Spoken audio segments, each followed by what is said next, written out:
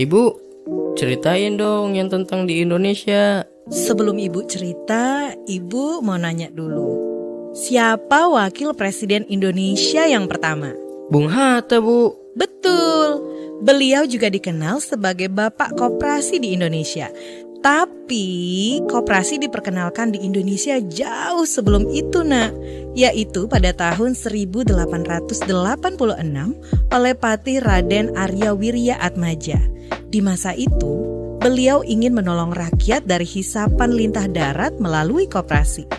Dengan bantuan asisten Residen Purwokerto, mendirikan Hulpenspar Bank yang saat ini adalah BRI, Bank Rakyat Indonesia.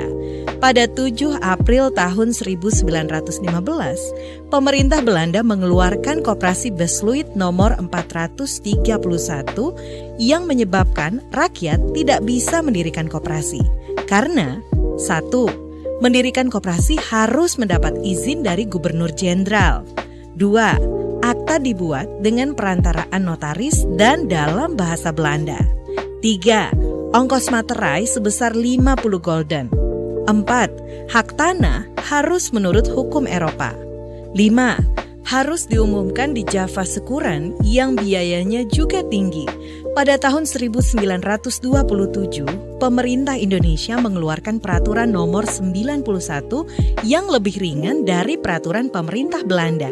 Isinya yaitu 1. Tidak perlu notaris, cukup didaftarkan pada penasehat urusan kredit rakyat dan koperasi, serta dapat ditulis dalam bahasa daerah. 2. Ongkos materai 3 gulden. 3. Hak tanah dapat menurut hukum adat. 4.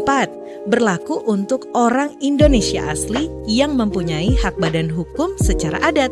Pada masa penjajahan Jepang, koperasi mengalami nasib yang ternyata jauh lebih buruk.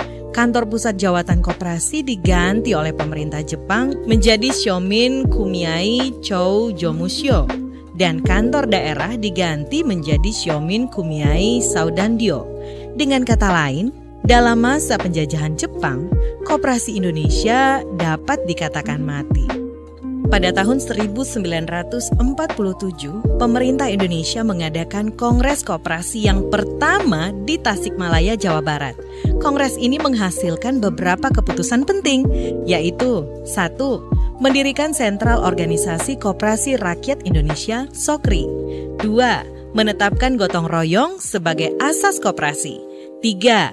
Menetapkan pada tanggal 12 Juli sebagai Hari Koperasi. Kemudian lahir juga Kongres yang kedua di Bandung pada tanggal 12 Juli 1953. Hasilnya adalah 1. Pengganti SOKRI, yaitu Dewan Koperasi Indonesia (Dekopin). 2. Sebagai salah satu mata pelajaran di sekolah. 3. Mengangkat Muhammad Hatta sebagai Bapak Koperasi Indonesia. 4. Segera akan dibuat undang-undang koperasi yang baru. Wih, panjang juga ya ceritanya. Sampai saat ini gimana, Bu? Saat ini sudah ada sekitar 152.000 lebih koperasi yang dikategorikan aktif.